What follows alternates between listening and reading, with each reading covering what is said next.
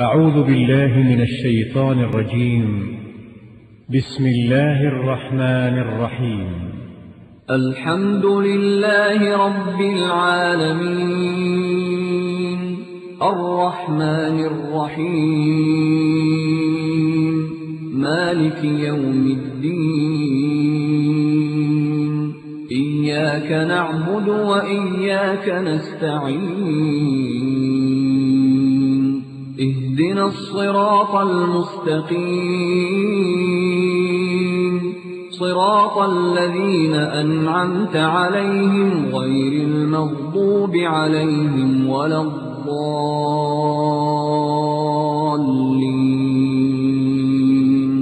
بسم الله الرحمن الرحيم. ألف لام ميم. ذلك الكتاب لا ريب فيه هدى للمتقين الذين يؤمنون بالغيب ويقيمون الصلاة ومما رزقناهم ينفقون.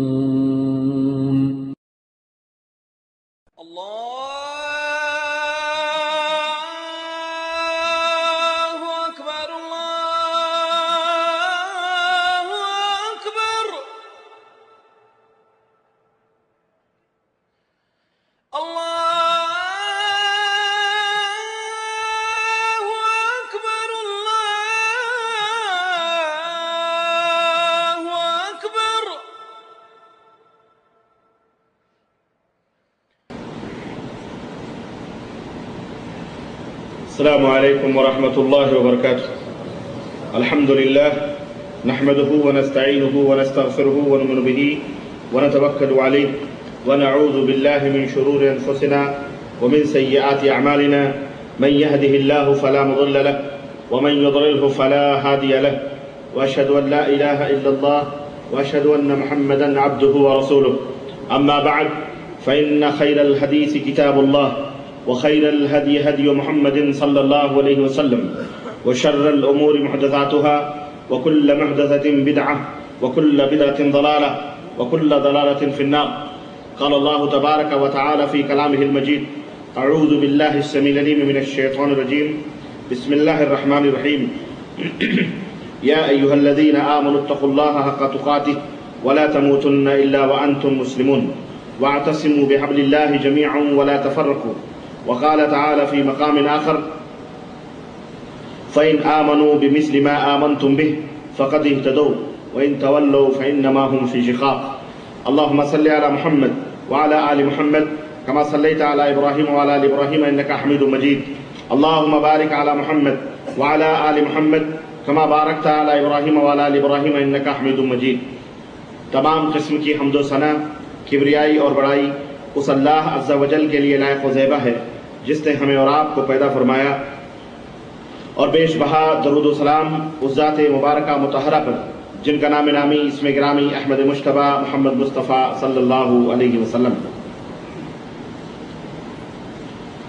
میرے عزیزوں اور میرے دوستوں اور بھائیوں، آج بتاریخ 15 ربیع الثانی 1423 ہجری مطابق 15 جون سن 2003 عیسوی کے اس مبارک محفل میں جس موضوع پر خطاب کرنے کا شرف حاصل کر رہا ہوں وہ موضوع ہے ملفوظات اعلی حضرت. اللہ عز و جل سے دعا ہے کہ اللہ تبارک و تعالی ہمیں حق بات بیان کرنے اور اسے سمجھنے اور اس کے مطابق عمل کرنے کی توفیق عطا فرمائے، اور اللہ عز و جل دنیا میں تمام مسلمانوں کو صراط مستقیم عطا فرمائے اور ہماری صفوں میں اتحاد اور اتفاق عطا فرمائے. آمین یا رب العالمین. میرے عزیزوں، میرے دوستوں اور بھائیوں، آپ اس موضوع کے بارے میں حیران و شزدر ہوں گے کہ آخر یہ کون سا موضوع ہے. ملفوظات اعلی حضرت کا کیا مطلب اور کیا مفہوم. ملفوظات اصل میں ان باتوں کو کہا جاتا ہے جو کسی بھی انسان کی زبان سے جو باتیں نکلتی ہیں، جو باتیں بیان ہوتی ہیں، اور اعلیٰ حضرت آپ کو معلوم ہے کہ ہمارے بر صغیر میں ایک فرقہ جو ہمیشہ سے یوں سمجھیے سواد آدم کا دم بھرتا ہوا آ رہا ہے، آج ہمارے بر صغیر میں کثرت کے ساتھ اس کی ایک کثیر تعداد، ایک جماعت موجود ہے۔ اس جماعت کو بپا کرنے والی شخصیت، اس جماعت کو پیدا کرنے والی، یعنی اس جماعت کو زندہ کرنے والی جو شخصیت ہے، اس جماعت کے لوگ، اس جماعت کے علماء اسے، اس شخصیت کو اعلیٰ حضرت کا نام دیتے ہیں۔ اس شخصیت کا نام ہے احمد رضا خان۔ یہ کہاں پیدا ہوئے، یہ کون ہیں، یہ تو خیر اگر ہم ان کی تاریخ اور ان کی زندگی کے بارے میں جائیں تو یہ بڑا لمبا موضوع ہو جائے، لیکن آج میں انہی کی ایک کتاب ہے ملفوظات اعلیٰ حضرت جو میرے پاس موجود ہے، ملفوظات مکمل کے نام سے، اسی کتاب کے حوالے سے میں آپ کی خدمت میں کچھ باتیں رکھنا چاہ رہا ہوں، اور پوری دنیا کے ان احباب سے میں یہ بات عرض کرنا چاہوں گا کہ لوگوں، کیا وہ اسلام جو نبی کریم صلی اللہ علیہ وسلم کے ذریعے ہم تک آیا ہے اور جسے مدنی تاجدار حضرت محمد رسول اللہ صلی اللہ علیہ وسلم نے ہم تک پہنچایا ہے اور صحابہ کرام نے اس کے اوپر عمل کیا ہے، اور پھر اس اسلام کو محدثین، تابعین، تبع تابعین، ائمہ حضرات نے، اور آج تک الحمدللہ وہ اسلام محفوظ چلا آ رہا ہے، کیا یہ باتیں، یہ ان کے ملفوظات، یہ ان کی تحریریں، کیا ان کے یہ ایمان، کیا ان کے یہ عقیدے واقعتاً اسلام کے مطابق ہیں یا نہیں، تاکہ اچھی طرح سے ہم قبل اس کے کہ مرنے کے بعد جو آگ ہمارا انتظار کر رہی ہے ہم اس آگ میں جائیں، اس سے پہلے کہ ہم اللہ رب العزت کے سامنے اپنی تمام اعمال، اپنے ایمان اور عقیدے کے جواب دہ ہوں، ہم اسی دنیا کے اندر آنکھ بند ہونے سے پہلے اپنے گریبانوں میں منہ ڈال کر کے سوچ کر ہم اپنی اصلاح کریں۔ تعصب یہ انسان کو اندھا بنا دیتی ہے، اور تعصب ایک ایسی بلا ہے جس نے بڑے بڑے عقل مندوں کو بھی راہ ہدایت سے دور رکھا ہے۔ اس لیے اسلام کے اندر نبی کریم صلی اللہ علیہ وسلم نے فرمایا کہ جو تعصب کرتا ہے میں اس سے بری ہوں۔ تعصب کرنے والے کا ہرگز کوئی تعلق اسلام سے نہیں، چاہے وہ خاندانی تعصب ہو، ملکی تعصب ہو، لسانی تعصب ہو، یا رنگ و نسل کا تعصب ہو، یا وطن اور شہر اور گاؤں کا تعصب ہو، یا ملک و وطن کا تعصب ہو، یا مذہبی تعصب ہو، ہرگز اسلام کے اندر اس کی کوئی جگہ نہیں ہے۔ اسلام اس سے اپنے ماننے والوں کو روکتا ہے۔ میرے بھائیوں، آپ کو معلوم ہونا چاہیے کہ حنفی مذہب ایک عظیم الشان مذہب جو پوری دنیا کے اندر بھی ہے، بالخصوص بر صغیر ہند و پاک کے اندر ایک کثیر طبقہ حنفی مذہب سے جڑا ہوا ہے۔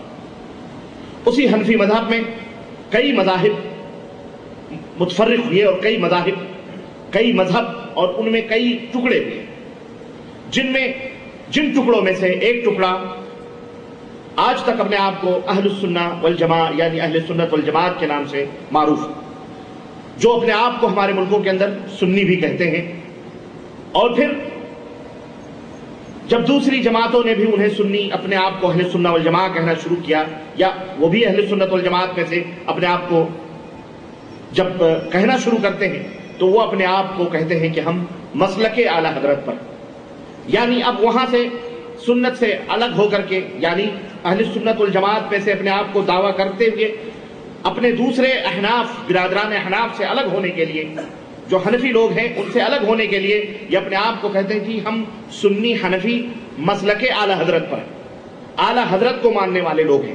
اعلیٰ حضرت یہ وہی شخصیت ہے جن کو میں نے بتلایا کہ جن کا نام احمد رضا خان ہے، اور یہ بریلی جو صوبہ اتر پردیش ہندوستان کا ایک بڑا ہی کثیر الآبادی، یوں سمجھئے کہ مردم خیز صوبہ ہے، उत्तर प्रदेश जिसको हम यूपी भी कहते हैं, उसमें उसी सूबे का एक शहर है यूपी, और उस यूपी में ही एक शहर है जिसका नाम है बरेली। ये अहमद रजा खान साहब उसी शहर बरेली के अंदर पैदा हुए।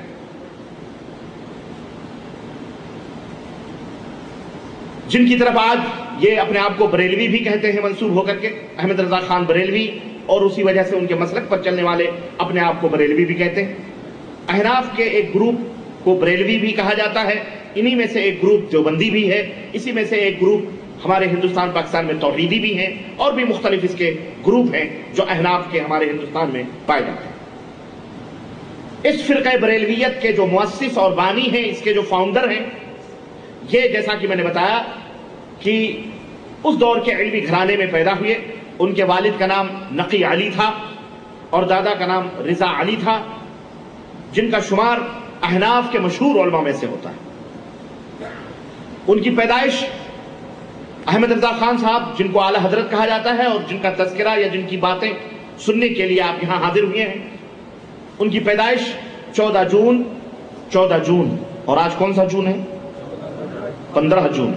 अल्लाह अकबर। ये अजीब व गरीब, यूं समझिए कि इत्तेफाकी तौर पर ये अजीब व गरीब यानी मसला आ रहा है कि 15 जून को मलफूजात आला हजरत आप सुन रहे हैं, गोया उनके पैदा होने के बाद ही तो उनकी जुबानें चलेंगी, तो एक दिन पैदाइश का रख लें और ये समझिए 15 जून को आप उनकी 15 जून सन 1865 के अंदर इनकी पैदाइश हुई।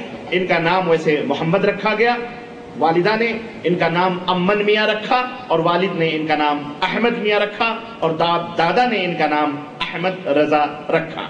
लेकिन जब अहमद रजा इन नामों में से किसी पर भी मुतमईन नहीं हुए तो इन्होंने अपना नाम अब्दुल मुस्तफा रखा।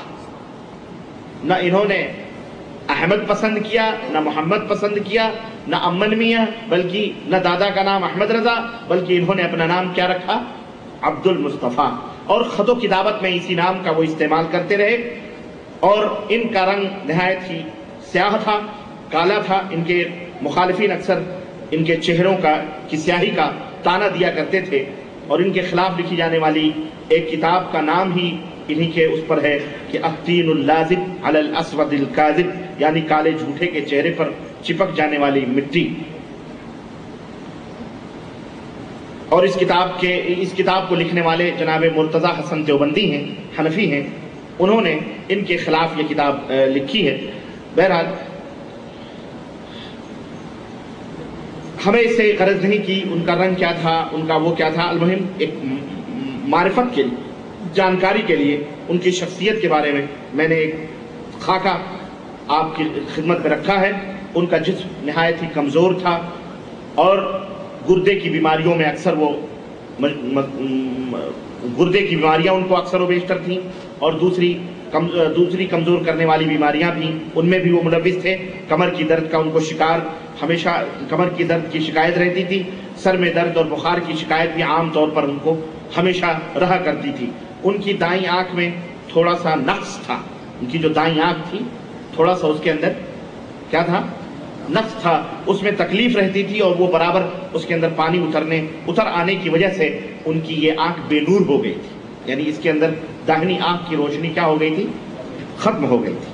और एक तवील मुद्दत तक उसका इलाज कराते रहे मगर वो आंख ठीक नहीं हो सकी। और एक मरतबा उनके सामने खाना रखा गया, उन्होंने सालन खा लिया मगर चपातियों को हाथ भी नहीं लगाया। तो उनकी बीवी ने कहा कि ये क्या बात हुई कि आपने खाली सालन शोरबे खा लिए और आपने चपाती को छुआ तक नहीं। तो उन्होंने जवाब दिया कि चपाती है किधर, मुझे तो नजर ही नहीं आ रही, मुझे तो नजर ही नहीं आई। हालांकि वो सालन के साथ ही चपाती रखी हुई थी। बहरहाल जनाबे बरेलवी जो थे आला हजरत, जिनका तस्करा आप सुन रहे हैं, ये निस्यान के भी ज्यादा मरीज थे। यानी कोई भी बात होती थी जल्द भूल जाया करते थे। उनकी याददाश्त कमजोर थी। एक दफा का वाकया है कि उन्होंने ऐनक कहीं ऊंची ऐनक, बाज लोगों की आदत हो जो ऐनक पहनते हैं चश्मे, वो अक्सर बेशतर काम करते करते कभी ऐनक उठा करके अपने पेशानी पे लगा लेते हैं या सर पे टिका लेते हैं।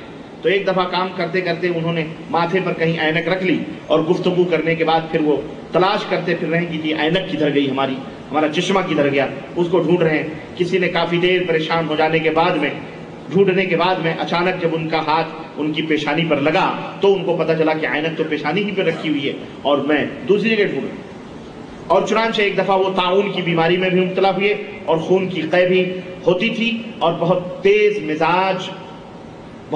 مزاج کے یہ مالک تھے. بہت جلد غصے میں آ جاتے تھے, زبان کے مسئلے میں بہت ہی غیر محتاط تھے اور ذرا سی ناراضگی پر لان تان کرتے تھے. فحش کلمات کا کثرت کے ساتھ استعمال بھی کرتے تھے اور بسا اوقات تو اس مسئلے میں حد سے تجاوز بھی کر جاتے تھے اور ایسے کلمات کہہ دیتے تھے جو کسی صاحب علم و فضل کی زبان سے ایسے کلمات نکلنا بہرحال یہ مشکل کام ہے. لیکن اعلیٰ حضرت جب غصے میں آتے تھے تو ایسے بھی غیر مہذب کلمات وہ کہتے تھے. میں آپ کو ایک دو چار نمونے بتلاؤں. اصل میں یہ ہمارے جو بریلوی بھائی لوگ یعنی اعلیٰ حضرت کے ماننے والے مسلک اعلیٰ حضرت کے, ان کی اور دیوبندیوں میں کافی ہمیشہ نوک جھونک چلتی رہتی تھی اور آج بھی چلتی ہے. حالانکہ یہ دونوں ایک امام کے ماننے والے ہیں, امام ابو حنیفہ رحمۃ اللہ علیہ کے مقلد ہیں اور غالی قسم کے مقلد اپنے آپ کو کہتے ہیں. اور دیوبند اور بریلی یہ دونوں آپس میں اس قدر لڑتے ہیں کہ اللہ اکبر. اور ہم کہتے ہیں تم لڑتے رہو, لڑتے کیوں ہو بھائی؟ میں تو یہی کہا کرتا ہوں کہ لڑو مت, اس لیے کہ تم دونوں کے مزاج میں, مذہب میں, مسلک میں تھوڑے سے رد و بدل کے ساتھ وہی چیزیں ہیں. جو چیزیں احمد رضا خان صاحب اپنے بزرگوں کے لیے ثابت کرنا چاہ رہے ہیں وہی ہمارے حضرات علماء دیوبند اپنے بزرگوں کے لیے ثابت کرتے ہیں. تو اس میں لڑائی کرنے کی کوئی بات نہیں ہے. تم اپنے بزرگوں کو بڑا سمجھ رہے ہو, وہ اپنے بزرگوں کو بڑا سمجھ رہے ہیں, تو اس میں بری بات کیا ہے؟ لیکن اصل میں چونکہ عوام اس میں بیچارے ہم جیسے بھولے بھالے لوگوں کو ہتھیانا رہتا ہے, اس لیے ایک دوسرے کو برا بھلا کہتے رہتے ہیں. چنانچہ میں آپ کو بتاؤں ایک ان کی ایک کتاب ہے وقعات السنان, اور یہ کتاب انہوں نے بہرحال مولانا اشرف علی تھانوی کے رد میں لکھی. اور اشرف علی صاحب تھانوی دیوبند کے بہت بڑے عالم مانے جاتے ہیں, جن کی کتاب بہشتی زیور ہے, آپ لوگ سب جانتے ہیں. چنانچہ استغفر اللہ, اب وہ ذرا سنیے وہ کیا کلمات استعمال کر رہے ہیں. اور یہ اس دور کی اردو ہے, بڑی ہی کھڑی اردو بریلی کی مانی جاتی ہے. کہتے ہیں ضربت مرداں دپدی نعمت رحمان پشیدی. تھانوی صاحب اس 10ویں کہاوی پر اعتراضات میں ہمارے اگلے 3 پر پھر نظر ڈالیے. دیکھیں زبان دیکھیں, یہ اعلیٰ حضرت مجدد دین ملت فاضل بریلوی کی زبان ہے یہ کیا. اور اشارہ دیکھیں کتنا خطرناک اشارہ, جو کسی صاحب علم کے لیے بہرحال کتنا بڑا بھی دشمن ہو اس طرح کا اشارہ نہیں کرنا چاہیے. لیکن دیکھیں کیا کہہ رہے ہیں, سمجھنے والوں کے لیے اشارہ کافی ہے. کہتے ہیں کہ اس 10ویں کہاوی پر اعتراضات میں ہمارے اگلے 3 پر پھر نظر ڈالیے. دیکھیے وہ رسولیہ والے پر کیسے ٹھیک اتر گئے. کیا اتنی ضربات عظیم کے بعد بھی نہ سوجی ہوگی؟ اتنی ضربات عظیم یعنی اتنی مار پڑنے کے بعد بھی نہ سوجی ہوگی. وقعات السنان صفحہ نمبر 51 اور مطبوعہ کراچی بحوالہ شریعت حضرت محمد مصطفیٰ اور دین احمد رضا از ملک حسن علی بی اے علیہ. ایک جگہ اور لکھتے ہیں کہ رسولیہ کہتی ہے کہ میں نہیں جانتی, میری ٹھہرائی پر اتر, دیکھوں تو اس میں تم میری 1.5 گرہ کیسے کھول لیتے ہو. استغفر اللہ. یہ بڑی خطرناک زبان ہے اور بڑی خطرناک اصطلاح ہے. اللہ کرے نہ آپ سمجھیں, اللہ کرے آپ نہ سمجھیں. یہ بڑی ڈینجر باتیں ہیں, لیکن سب کہتے ہیں نا کہ یہ اعلیٰ حضرت کی زبان ہے, یہ ہر ایک کی سمجھ میں آنے والی نہیں. کہتے ہیں کہ افر رسولیہ تیرا بھول پن خون پوچھتی کا اور کہ خدا جھوٹ کرے, خدا جھوٹ کرے. افر رسولیہ تیرا بھولا پن خون پوچھتی کا اور کہ خدا جھوٹ کرے. وقعات السنان صفحہ نمبر 60. ایک جگہ اور لکھتے ہیں کہ رسولیہ والی نے اپنی 2 شقی میں یعنی 2 ٹکڑوں میں تیرا احتمال داخل کر دیا, تیرا احتمال داخل کر دیا. اور اسی طرح اپنی کتاب, ان کی ایک کتاب ہے خالص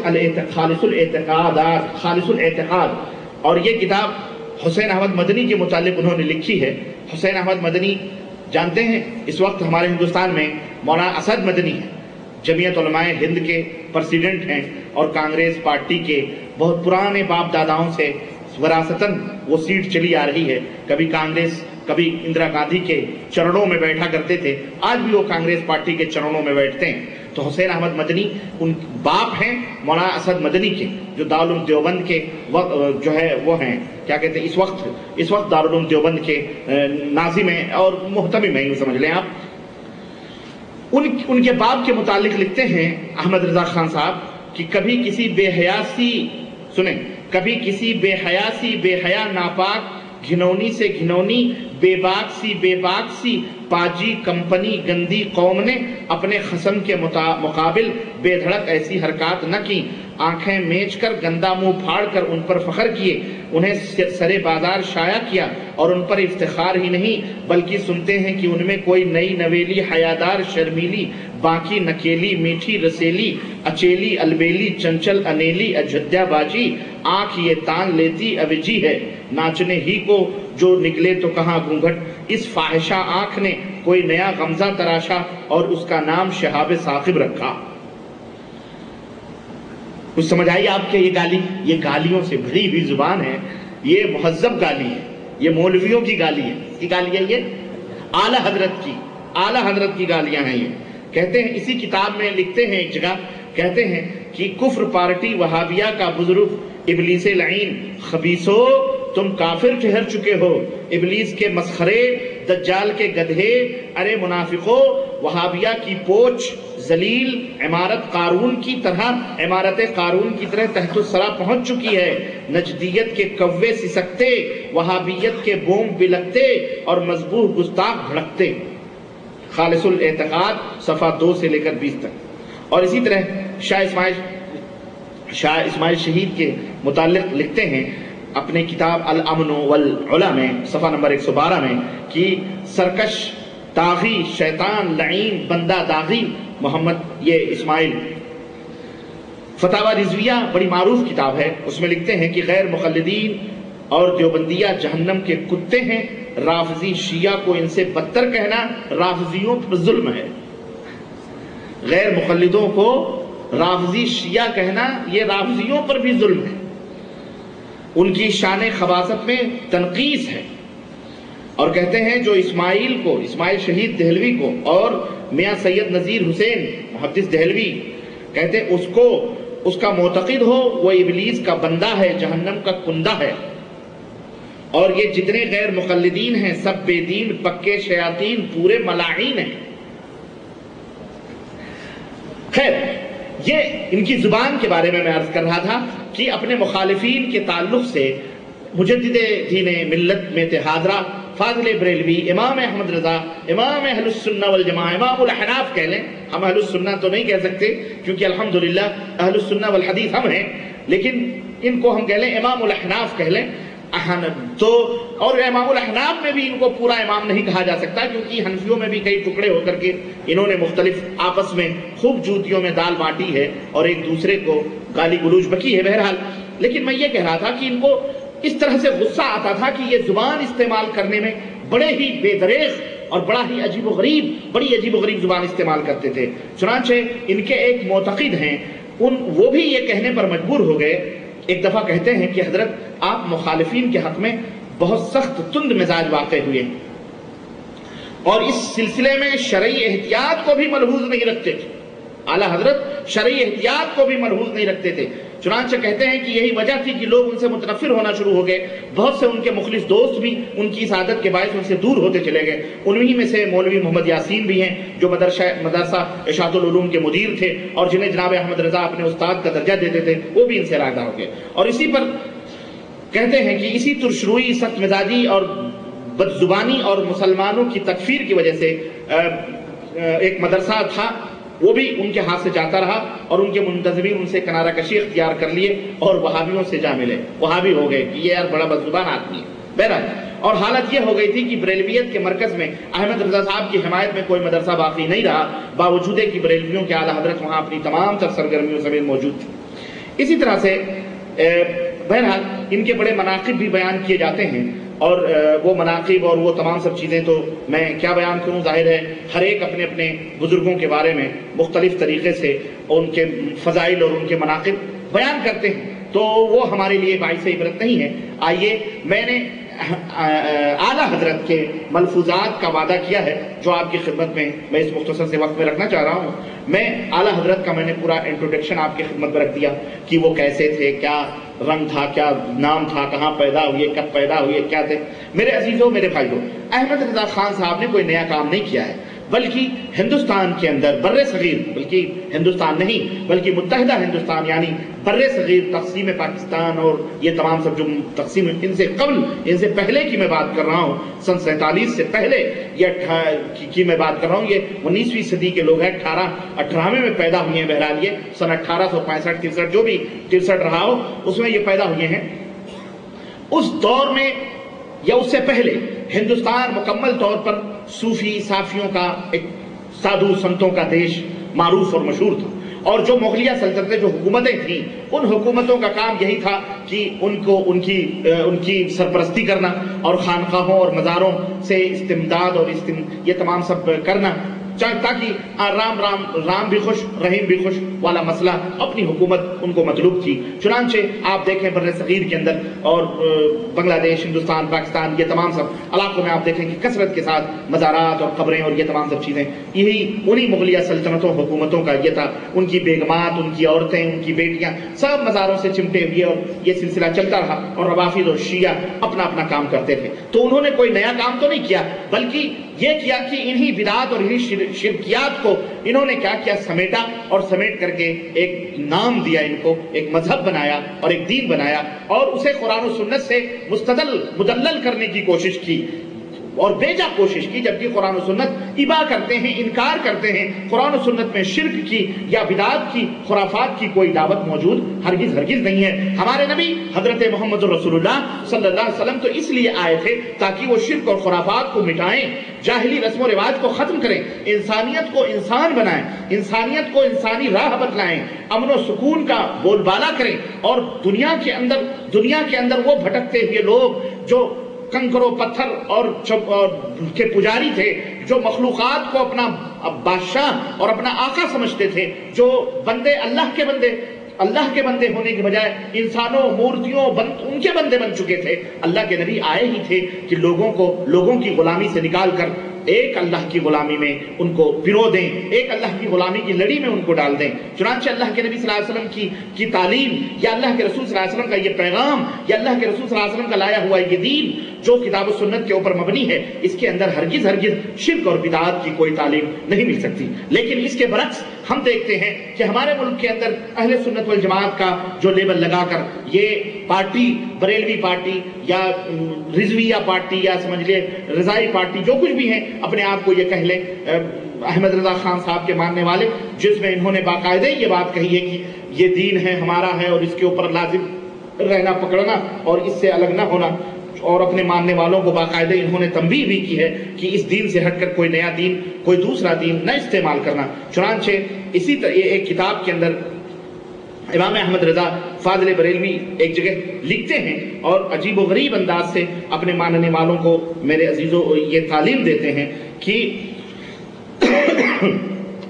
اپنے ماننے والوں کو یہ تعلیم دیتے ہیں کہ سنو، کہتے ہیں کہ میں پورے 14 برس کی عمر سے تمہیں یہی بتاتا رہا ہوں، اور اس وقت بھی یہی عرض کرتا ہوں۔ وصیت لکھ رہے ہیں، وصیت کر رہے ہیں کہ میں مکمل تمہیں پورے 14 برس کی عمر سے یہی بتاتا رہا، اور اس وقت پھر یہی عرض کرتا ہوں کہ اللہ تعالیٰ ضرور اپنے دین کی حمایت کے لیے کسی بندے کو کھڑا کر دے گا، مگر نہیں معلوم کہ میرے بعد جو بندہ آئے گا وہ کیسا ہو۔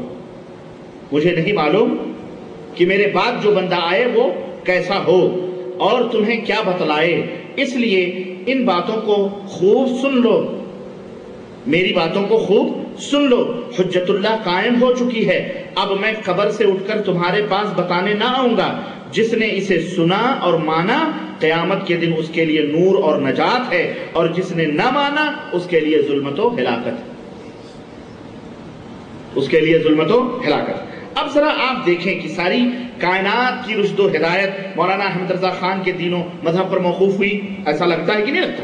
ساری کائنات کی رشد و ہدایت یعنی پوری کائنات میں صحیح دین اور صحیح مذہب پر وہی لوگ ہیں جو احمد رضا خان صاحب کے بتلائے ہوئے اصول اور ضابطوں کے اوپر چل رہے ہیں، اور ان کا جو عقیدہ ہے اسی دین کے اوپر ہے۔ پھر اب آپ دیکھیں، پھر ذرا سوچیں، کیا کہہ رہے ہیں کہ اللہ تعالیٰ کسی اپنے بندے کو اس دین کی حمایت کے لیے کھڑا کر دے گا، مگر نہیں معلوم کہ میرے بعد جو آئے کیسا ہو اور کیا بتلائے تم کو۔ ذرا حیرت کی بات ہے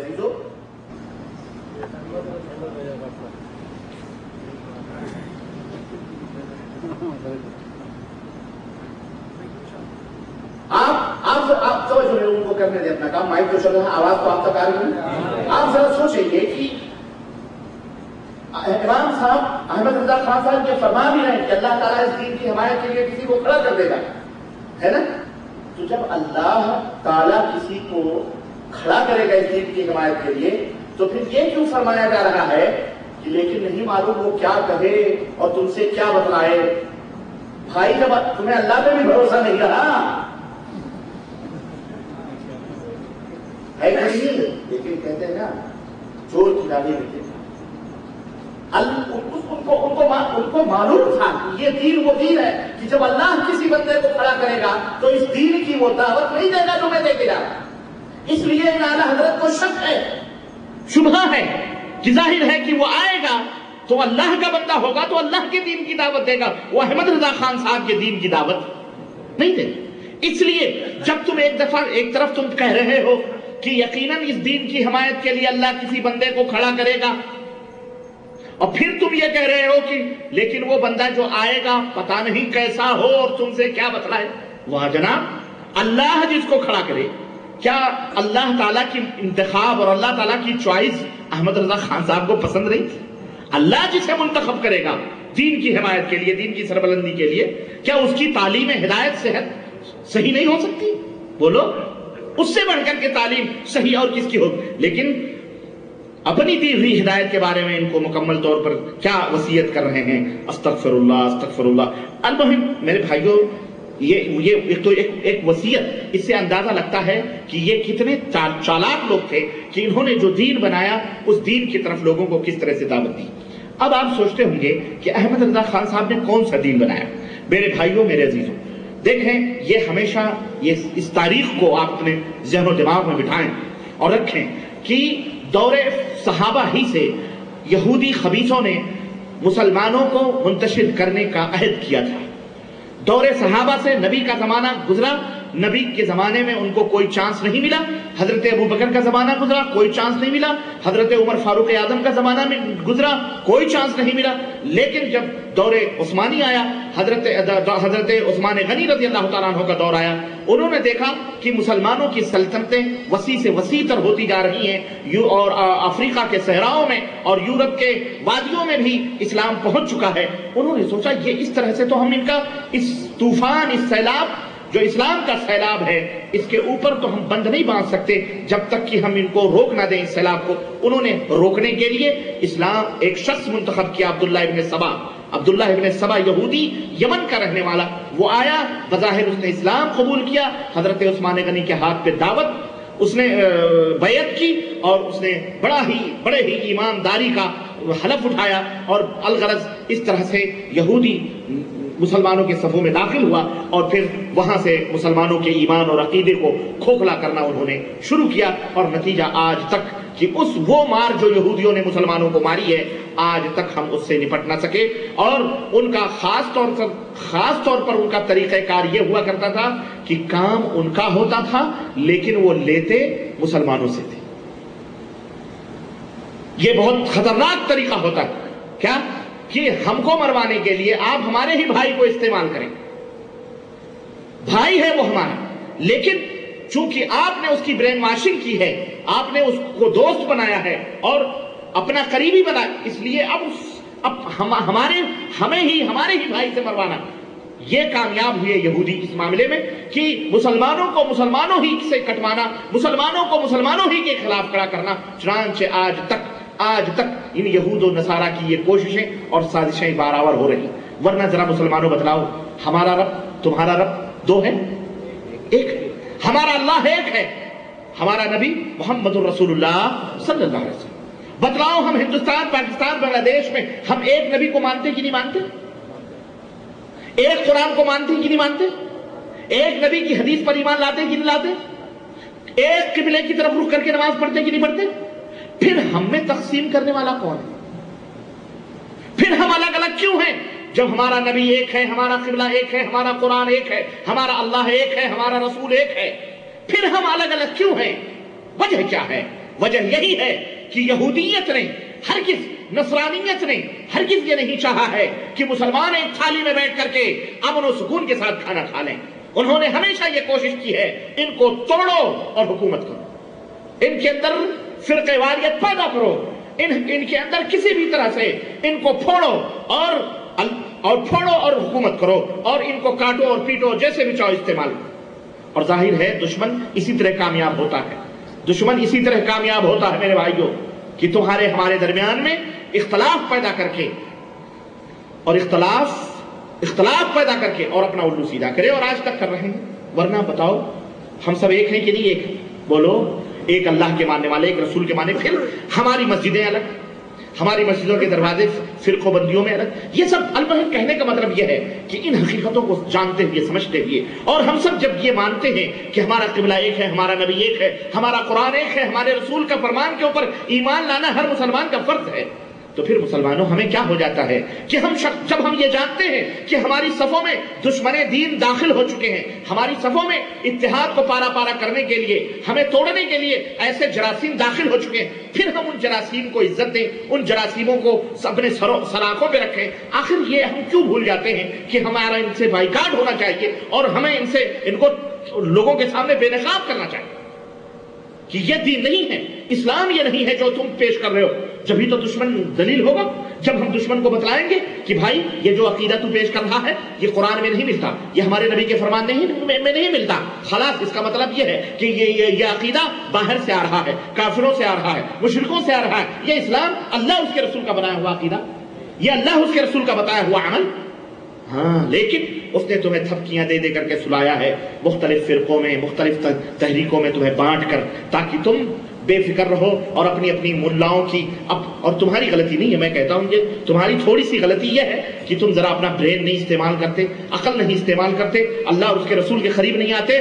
ورنہ واللہ بتلا رہا ہوں کہ یہ دشمنوں کی جڑیں کٹ جائیں. اے امت محمدیہ کے لوگوں، اگر تمہارے اندر یہ شعور پیدا ہو جائے حق اور باطل کی فرق کا اور تمیز کا، اللہ کی قسم یہ دشمن خود ذلیل ہو جائیں گے، یہ خود رسوا ہو جائیں گے، تمہیں گمراہ نہیں کر سکتے. پھر ساری مسجدیں ایک ہوں گی اور سارے علماء ایک ہوں گے، اور علماء ایک نہ ہو تو بھی نہ صحیح، تم ایک ہو جاؤ گے تو علماء خود بخود سدھریں گے.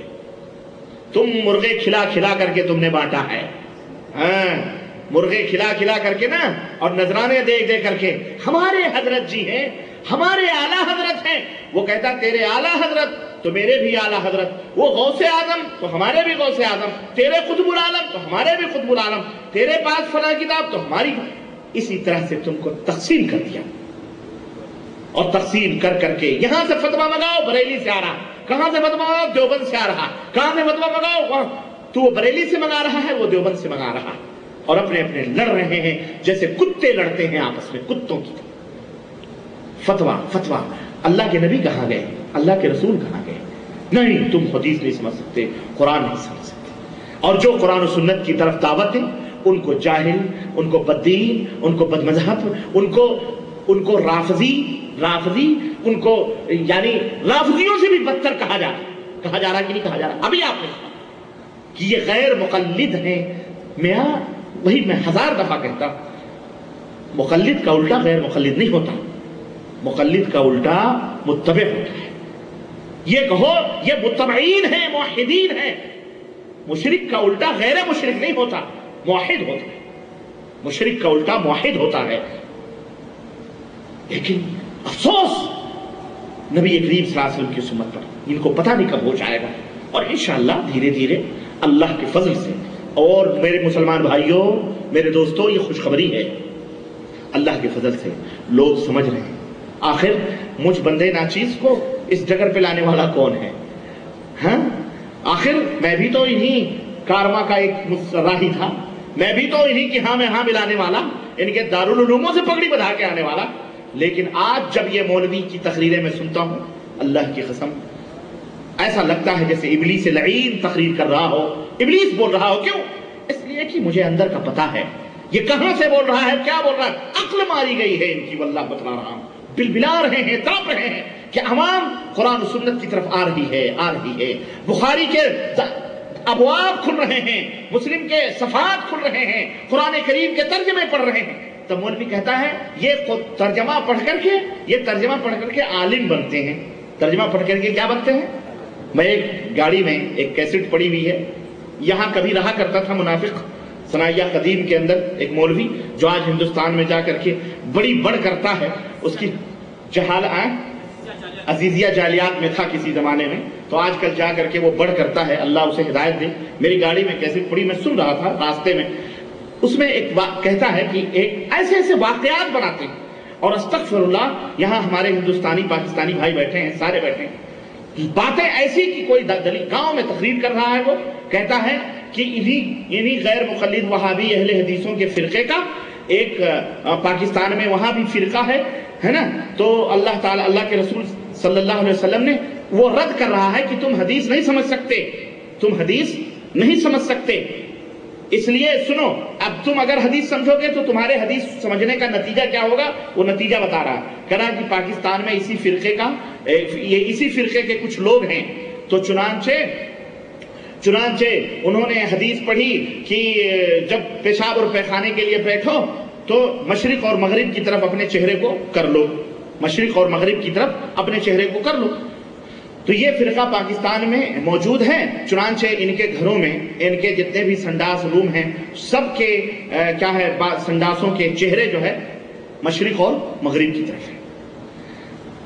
कहना वो क्या चाह रहा है? कहना क्या चाह रहा है कि ये हदीस पाक नबी सल्लल्लाहु अलैहि वसल्लम ने मदीने में बतलाई, और मदीने में कि अपने पेशाब और पैखाने के वक्त अपने रुख को मशरिक और मगरिब कर लो, पूरब और पश्चिम कर लो। मतलब यह है कि किबला मदीने में दक्षिण तरफ है। किबला मदीने में किस तरफ है? बोलो, दक्षिण तरफ, यानी जुनूब की तरफ है। मदीने का किबला किस तरफ है? मालूम है कि नहीं मालूम? जुनूब की तरफ है। तो वो कह रहा है, इसीलिए अल्लाह के नबी ने फरमाया कि ऐ मदीने के लोगों, तुम अपना चेहरा पेशाब पैखाना करने के लिए मशरिक और मगरिब में कर लिया करो, जुनूब या शिमाल की तरफ न किया करो, क्योंकि किबला। समझे? तो कह रहा कि यही अहले हदीस पार्टी के लोग थे, बड़े हदीसों के समझने वाले, उर्दू पढ़ करके हदीस समझे। कहने लगे जी हमारे पाकिस्तान में भी मशरिक और मगरिब होगा, क्योंकि नबी ने फरमाया है कि मशरिक और मगरिब, तो तुम हदीस ऐसे समझोगे तो तुम्हारा हशर होगा। मैंने कहा इसका बाप या ये खुद भंगी का काम करता होगा और पाकिस्तान जाके वहां के लोगों की खुड्डियां साफ करता होगा अहले हदीसों के पैखानों की। जब भी तो इसको इतना इल्म हो गया भाई कि भाई पैखाने पाकिस्तान में अहले हदीसों के जो है पूरब और पश्चिम की तरफ बने हुए हैं, वरना किसको क्या मालूम कि पैखाने का रुख किधर होता है। और इसी तरह कहते हैं कि एक ऐसे ही 2 किताब पढ़ करके उर्दू पढ़ने वाला आदमी था, उर्दू पढ़ करके अपने आप को कहता था कि ये मैं अहले हदीस हूं, कि एक हदीस पढ़ी उसने। हदीस क्या पढ़ी? हदीस पढ़ी कि अल्लाह के रसूल सल्लल्लाहु अलैहि वसल्लम ने फरमाया कि नमाज पढ़ो बिस्सुकूनी वल वक़ारी। अल्लाह के रसूल सल्लल्लाहु अलैहि वसल्लम ने फरमाया जब नमाज पढ़ो तो सुकून और वक़ार के साथ पढ़ो। अब इसकी जहालत मैं अभी बताता हूं आपको इस मौलवी की। कह रहा है कि ऐसे ही 2 किताब पढ़ने वाला कोई था उर्दू पढ़ करके, तो इत्तेफाक से कातिब ने कहीं गलती कर दी, तो सिक्कीन जो लफ्ज था, सुकून जो लफ्ज था, वाव के जगह उसने ये लिख दिया, तो हो गया वो सिक्कीन, और वक़ार की जगह वो जो है काफ एक नुक्ता रखा तो वो हो गया फार, है ना। तो इस मौलवी इस पढ़ने वाले ने कहा देखो हदीस में लिखा हो। अब ये जब भी नमाज पढ़ता था तो छुरी और चूहा बांध के नमाज पढ़ता था अपने सामने, छुरी और चूहा। अहले हदीस था, बड़ा हदीस दानी पर इसको फख्र था, इसलिए चूहा और छुरी रख करके नमाज पढ़ता था। तो किसी ने पूछा कि भैया ये तुम छुरा और चूहा रख करके नमाज क्यों पढ़ते हो? कहा तुम्हें नहीं मालूम, हदीस में लिखा हुआ। कहा कौन सी हदीस में? कहा देखो हदीस में लिखा हुआ है। कहा अच्छा ये दूसरा नुस्खा मंगाओ। दूसरा नुस्खा मंगाओ तो उसमें सिक्की सुकून और वक़ार था। तीसरा मंगाया उसमें सुकून और वक़ार था।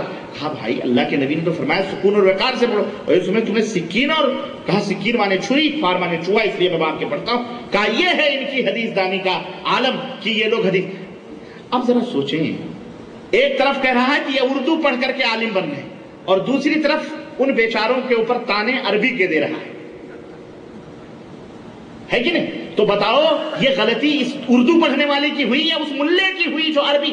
میں کہتا ہوں اعلیٰ حضرت آپ جیسے عربی پڑھنے والے، اردو پڑھنے والے نہیں، کیونکہ ترجمہ تو مولوی کرے گا، تو آپ ہی لوگ ترجمہ کرتے ہوں گے، آپ جیسے مولوی کہ سکون کو سکین بنا دیں اور وقار کو وفا فار بنا دیں، آپ جیسے جاہل لوگ جب پڑھیں گے اور حدیثوں کو لکھیں گے تو بیچارے وہ دو کتاب اردو پڑھنے والے اور آپ جیسے ترجمہ کرنے والے جب ترجمہ کریں گے وہی سکون کے بجائے چھری اور فار کے بجائے چوہے اور وقار کے بجائے چوہا لکھو گے تو بیچارہ وہ اردو پڑھنے والا کیا کرے گا؟ وہ تو اسی کے مطابق عمل کرے گا نا۔ تو غلطی اس اردو پڑھ کر سدھرنے والے کی ہوئی یا اس مولوی کی ہوئی جس نے یہ حدیث پاک کو غلط لکھا؟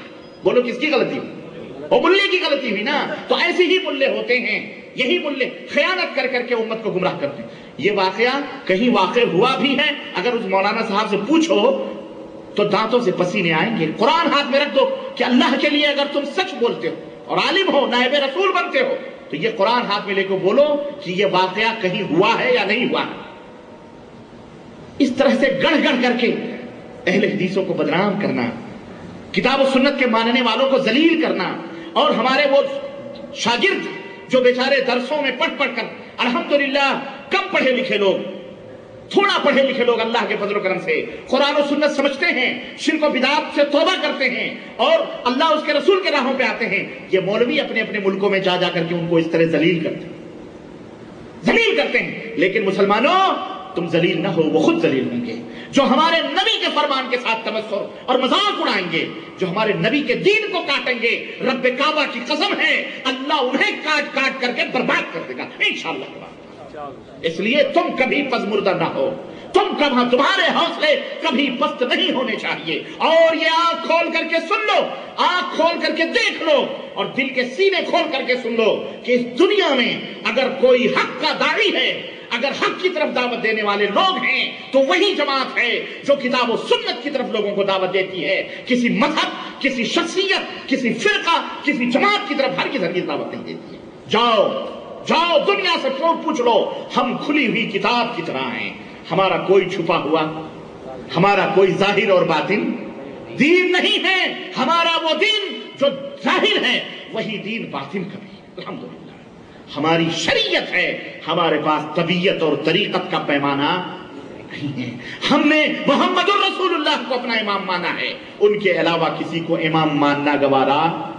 ہاں جاؤ دنیا کی کسی بھی عدالت میں چیلنج کر دو، دنیا کی کسی بھی، اور میں امت کو یہی دعوت دیتا ہوں کہ میرے نبی کی امت کے لوگوں، کوئی اعلیٰ حضرت نہیں، اعلیٰ حضرت حضرت محمد الرسول اللہ، نبی صلی اللہ علیہ وسلم تو حضرت محمد ہو ہیں، اور 14 صدی کا یہ مشرک مولوی اعلیٰ حضرت۔ سوچو ذرا، نبی کریم صلی اللہ علیہ وسلم امام الانبیاء ہوں اور لوگ اپنے اپنے اماموں کو امام اعظم کہیں، نبی کریم صلی اللہ علیہ وسلم کو حکمت عطا فرمائی گئی، ملاؤں نے اپنے ملاؤں کو حکیم الامت کہا۔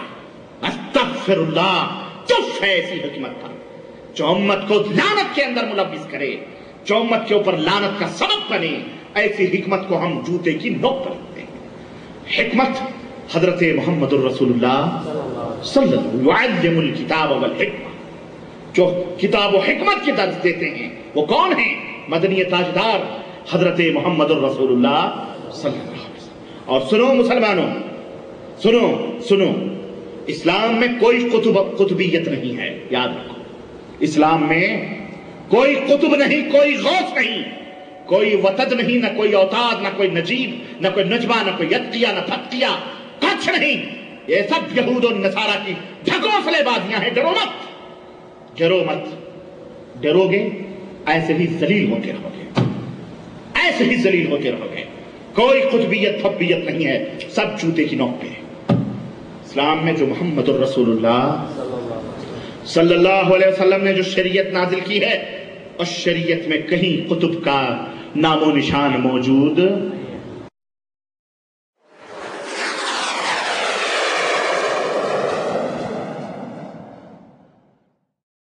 أعوذ بالله من الشيطان الرجيم. بسم الله الرحمن الرحيم. الحمد لله رب العالمين الرحمن الرحيم مالك يوم الدين إياك نعبد وإياك نستعين اهدنا الصراط المستقيم صراط الذين أنعمت عليهم غير المغضوب عليهم ولا الضالين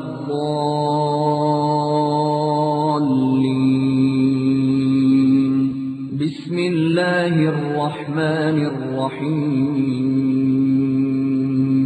ألف لام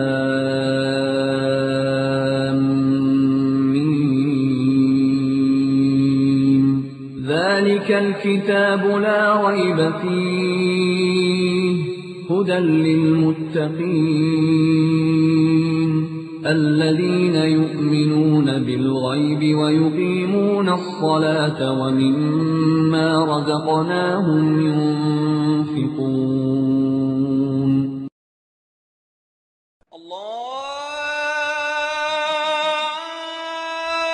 الله أكبر الله أكبر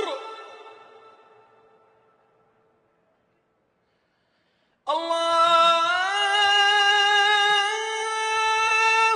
أكبر الله أكبر.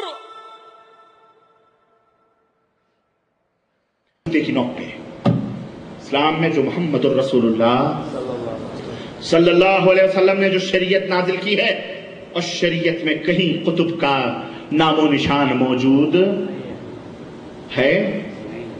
फातु बुरहानकुम इन कुंतुम सादिकीन, अगर सच्चे हो तो दलील पेश करो। इन ही अस्माउन सम्मयतुमूहा अंतुम व आबाउकुम मा अंज़लल्लाहु बिहा मिन सुल्तान, ये वो नाम है जिसको तुमने और तुम्हारे बाप दादाओं ने दिए हैं, अल्लाह ने इसके ऊपर कोई दलील उतारी। सुनो, आओ जरा अब हम वो मलफूजात आला हजरत खोलते हैं। ये किताब है, मेरे घर की नहीं है, ये घर है कादरी मिशन निज़्द 9 महल्ला मस्जिद बरेली यूपी। चंद वाक़यात मैं आपकी खिदमत में रखूंगा, ज्यादा नहीं। किस किस तरह से उम्मत को लूटा गया और उम्मत को गुमराहियत के दलदलों में डाला गया। मेरे अजीजों, मेरे भाइयों, मैं आपको कहां तक लेके चलूं और क्या क्या मैं आपको बताऊं। अल्लाह के नबी सल्लल्लाहु अलैहि वसल्लम के सिलसिले में हाजिर और नाजिर का अकीदा हो, या नबी करीम सल्लल्लाहु अलैहि वसल्लम की कब्र की जिंदगी का मसला हो, या अल्लाह के रसूल सल्लल्लाहु अलैहि वसल्लम के इल्म गैब का मसला हो, या अल्लाह के रसूल सल्लल्लाहु अलैहि वसल्लम के नूर और बशर का मसला हो, हम अहलुस सुन्ना वल जमाअह जो हकीकत में किताब और सुन्नत के अलमबरदार हैं, और अगर कोई माई का लाल अल्लाह ने उसे एक तौफीक दी है तो इसे चैलेंज करना चाहे कर सकता है किसी भी अदालत में। हम ये दावे के साथ कहते हैं कि अल्लाह और उसके रसूल के फरमान में कहीं ये बात नहीं मिलती है कि अल्लाह के रसूल सल्लल्लाहु अलैहि वसल्लम नूर से पैदा किए गए हैं। अल्लाह के रसूल सल्लल्लाहु अलैहि वसल्लम आदम के बेटे हैं और तमाम अंबिया आदम के बेटे हैं, तमाम रसूल आदम के बेटे हैं। और आदम को कुरान कहता है कि मैंने मिट्टी से बनाया। किससे बनाया है? ये हो नहीं सकता कि बाप किसी और नुत्फे का हो और बेटा किसी। हमारे नबी मिट्टी से बनाए गए हैं, हमारे रसूल सल्लल्लाहु अलैहि वसल्लम बशर हैं, इंसान हैं। हमारे नबी सल्लल्लाहु अलैहि वसल्लम अशरफुल मखलूकात में बनाए गए। खानदान में भी सबसे अशरफ खानदान में अल्लाह के नबी को पैदा किया गया, और मखलूकात में भी सबसे अशरफ मखलूकात जो इंसान है, लक़द कर्रमना बनी आदम, जिसको खिताब दिया अल्लाह तबारक तआला ने। लक़द अल्लाह रब्बुल इज़्ज़त ने कि इंसान को हमने तमाम मखलूकात में सबसे अशरफ मकाम अता फरमाया है। अल्लाह के नबी उसमें से पैदा हुए। अल्लाह के नबी को गैब का इल्म नहीं था, और अगर कोई कहता है तो दुनिया का बदतरीन कज़्ज़ाब है, झूठा है, मुशरिक है वो। अल्लाह के नबी मर गए, खबर अल्लाह के नबी बोलो, और जो ये अकीदा न रखे वो काफिर है। इसलिए कि अबू बकर सिद्दीक का ये बयान है कि नबी करीम सल्लल्लाहु अलैहि वसल्लम मर चुके हैं। حضرت عمر کا بیان ہے کہ نبی مر چکے ہیں، عثمان غنی کا عقیدہ ہے کہ نبی مر چکے ہیں، علی کا عقیدہ ہے کہ نبی مر چکے ہیں، فاطمہ عائشہ ازواج مطہرات کا یہ عقیدہ ہے کہ نبی کریم صلی اللہ علیہ وسلم وفات پا چکے ہیں۔ نبی کریم صلی اللہ علیہ وسلم زندہ، بولو، جو زندہ مانے وہ کافر ہے، جو زندہ مانے وہ کون ہے؟ وہ مسلمان نہیں ہے۔ دلیلیں اگر کہتا ہے کہ جو زندہ نہ مانے وہ کافر، تو کہہ دو تو پہلا کافر کیوں؟ ابو بکر کہہ رہے ہیں کہ اللہ کے نبی مر چکے ہیں، اور ابو بکر کافر ہو سکتے ہیں؟ جو ابو بکر کو کافر مانے ہم اسے مسلمان ماننے کے لیے تیار نہیں۔ یہ بات اچھی طرح سے نوٹ کر لیا جائے، واضح کر لیا جائے، تاکہ یہ کوئی لاگ لپیٹ والی بات نہیں ہے، یہ وہ عقیدے ہیں جو کھلم کھلا ہیں ہمارے سامنے۔ میرے عزیزوں، میرے بھائیوں، آئیے ہمارے یہاں جو گونگی بہری ملفوظات اعلیٰ حضرت کے حوالے سے میں چند عقائد کا آپ کی خدمت میں ذکر کروں، اور ایک بات اور بتاؤں۔ بعض گمراہ مولوی سعودی عربیہ میں بھی بیٹھے ہوئے نیشنلٹی یافتہ لوگ ہیں، لیکن دل جہنم ہے۔ دل کیا ہے ان کا؟ ہاں، اپنے آپ کو سعودی نیشنلٹی کہتے ہیں، ہمارے ملکوں کے ہیں، بر صغیر ہی کے ہیں، لیکن دل جہنم ہے۔ دل میں کفر اور نفاق چھپا کر ادھر ادھر گندگیوں کے جراثیم بانٹتے ہیں، اور جب ہم بدعقیدگیوں کا اظہار کرتے ہیں، کہتے ہیں دیکھو تمہاری کتابوں میں یہ گندگیاں بدعقیدگیاں ہیں، تو کہتے ہیں یہ کرامتیں ہیں۔ یہ کیا ہیں؟ یہ تو قصے ہیں، یہ عقیدہ تھوڑی ہوتے ہیں۔ کیا ہیں یہ؟ بڑے حسن سے یہ قصے، اور تم جیسے لوگ بیٹھ کے ہاں حضرت بھی کرتے ہو، کیونکہ اس کیسٹ میں ایسے لوگوں کی آوازیں آ رہی ہیں اور گمراہ کر دیتے ہیں۔ ان سے کہو اعلیٰ حضرت قصے عقیدہ نہیں بنتے، تو پھر ان قصوں کو بیان کرنے کا فائدہ کیا؟ کہتے ہیں اس لیے بیان کیے جاتے ہیں تاکہ قرآن میں بھی قصے بیان ہوئے ہیں، قرآن میں بھی تو حضرت جی نے اپنی فضائلوں میں جو قصے بیان کیے ہیں اسی لیے بیان کیے ہیں کہ قرآن میں بھی قصے بیان کیے ہیں، تو قصے بیان کرنے سے لوگوں کا دل راغب ہوتا اللہ کی طرف۔ تو ان سے کہو تو جب قرآن نے بیان کیا، ان کا جواب دو کہ جب قرآن میں اللہ نے قصے بیان کیے ہیں تو حضرت جی آپ وہ قصے کیوں نہیں بیان کرتے؟ آپ اپنے من سے گڑھ کر کے یہ گندی کہانیاں کیوں لکھتے ہو؟ کیوں لکھتے ہو بھائی؟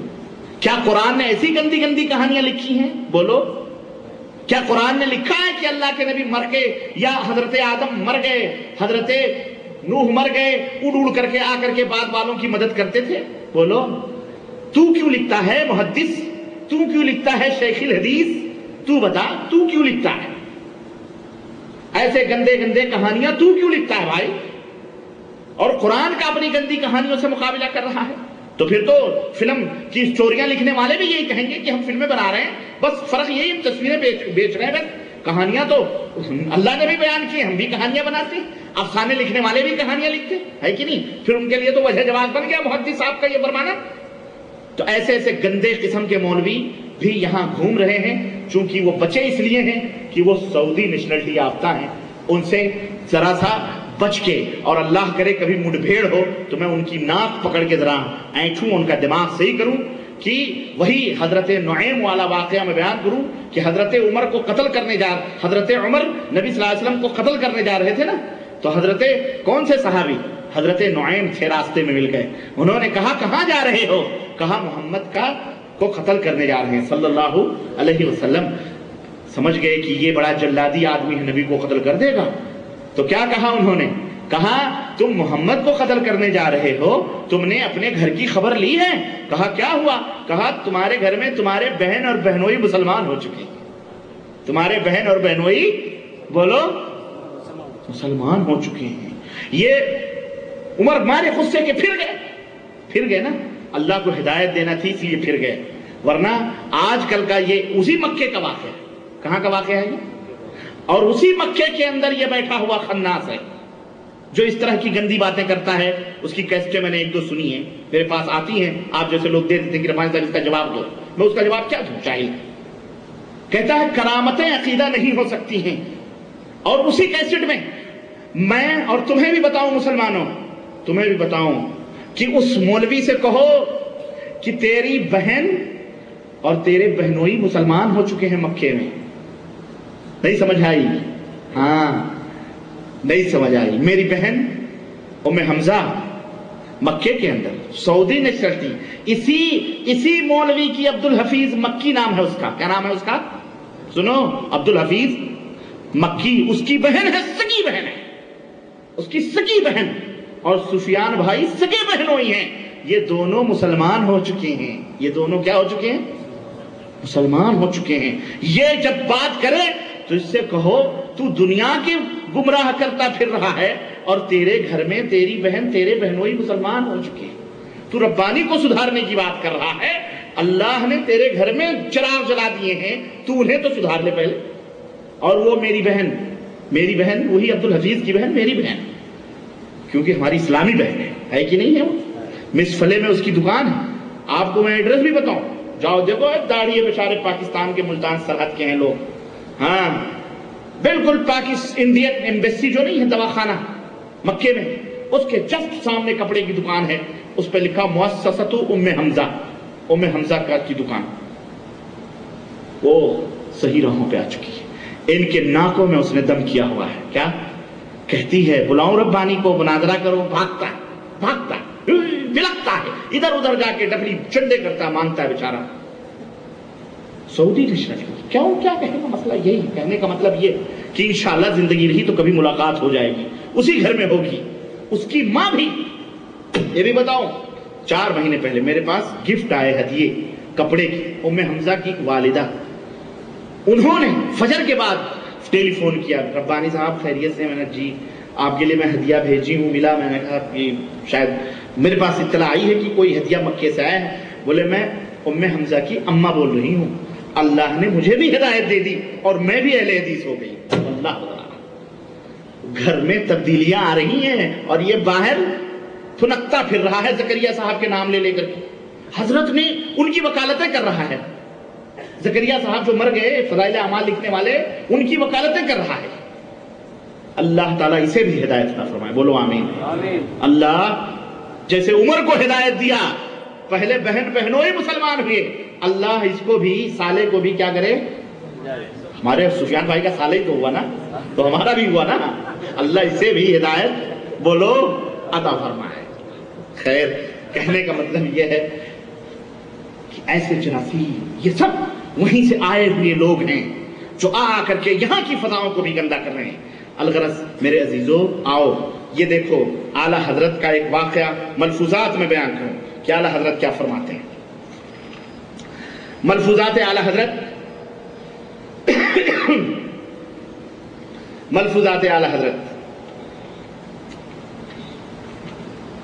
اور صفحہ نمبر 108. کسی نے اعلیٰ حضرت سے پوچھا کہ حضرت یہ بتائیں، بلکہ اس سے آگے بھی ہم چلتے ہیں، مرید کو بعد وفات شیخ قبر پر کس طرح ادب کرنا چاہیے؟ مرید کو مرنے کے بعد شیخ کی قبر پر کس طرح ادب کرنا چاہیے؟ کہتے ہیں کہ 4 ہاتھ کے فاصلے پر کھڑا ہو. کتنے ہاتھ کے؟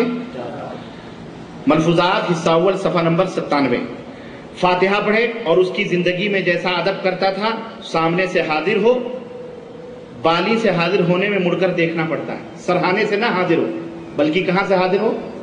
پیتانے سے، کیونکہ سرہانے سے حاضر ہوگا تو مڑ کے دیکھنا پڑتا ہے.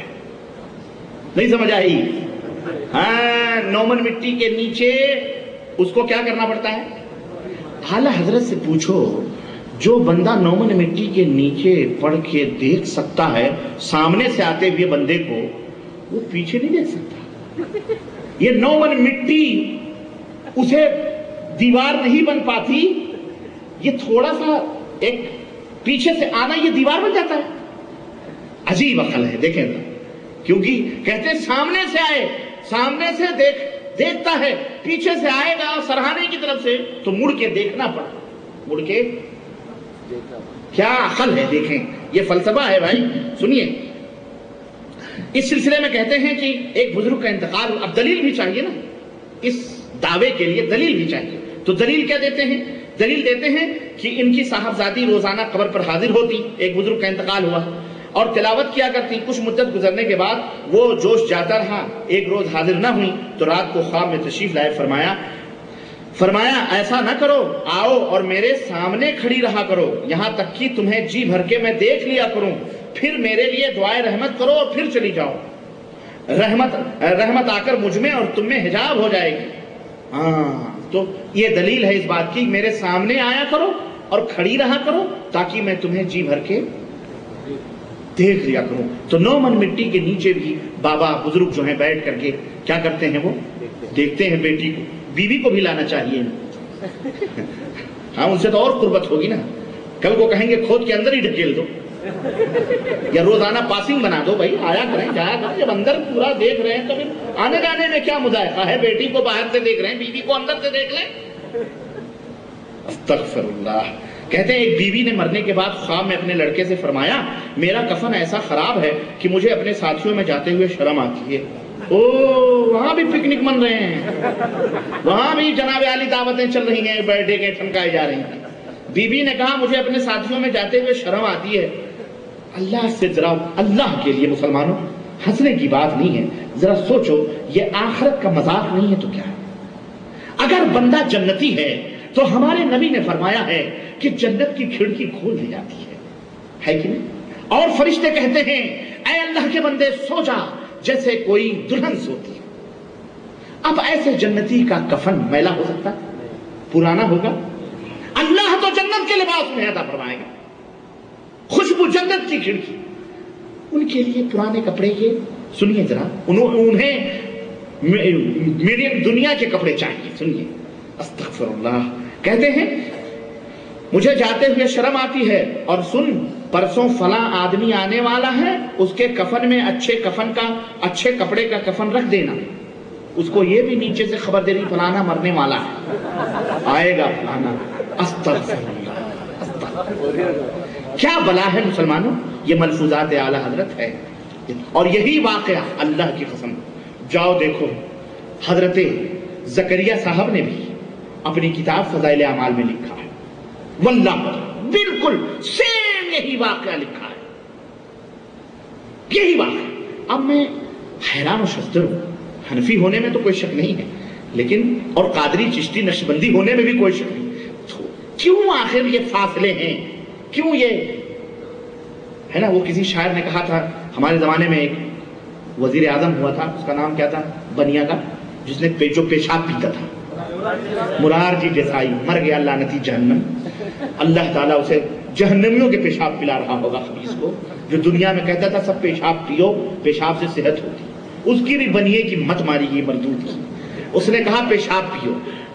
دلی کے لال قلعے میں 26 جنوری کو مشاعرہ ہوتا ہے یا 15 اگست کو مشاعرہ ہوتا ہے. 15 اگست کو مشاعرہ ہوتا ہے. اس مشاعرے میں کوئی سرفرے شاعر تو جانتے ہیں، شاعروں کی تو بات ہی الگ ہے، نہ جانے کیا کیا کہتے ہیں. مرارجی دیسائی وزیر اعظم تھے اور ان کی صدارت میں مشاعرہ ہو رہا تھا لال قلعے 15 اگست کو.